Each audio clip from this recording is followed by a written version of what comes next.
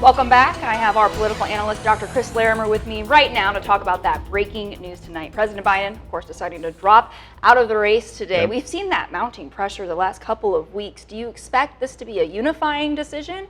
Well, I think that's what Democrats are hoping for, right? That there's been this pressure, as you said, this mounting pressure, and really even going back over the last year where there were concerns about his age and his electability, his viability as a candidate.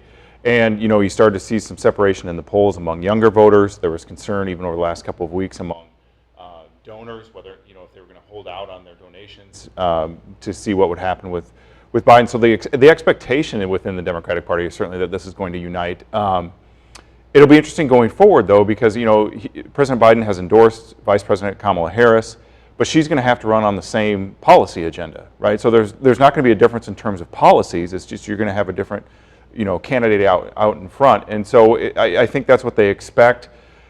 But, a lot of this will come down to what does it look like in battleground states? I mean, that's where a large part of this calculation had to have been. And they must be seeing numbers that suggest there's going to be, increased enthusiasm among key demographic groups that can potentially make the race closer in some key battlegrounds.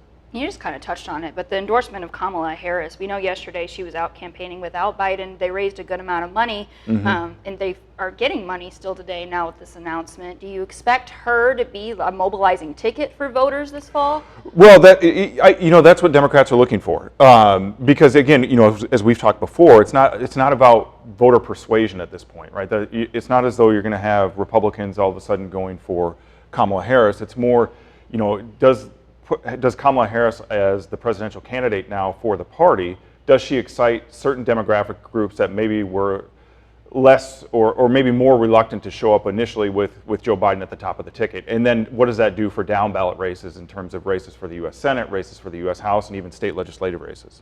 Awesome. Thank you for joining us, Dr. Larimer. We'll Sure. be back with more news in just a moment.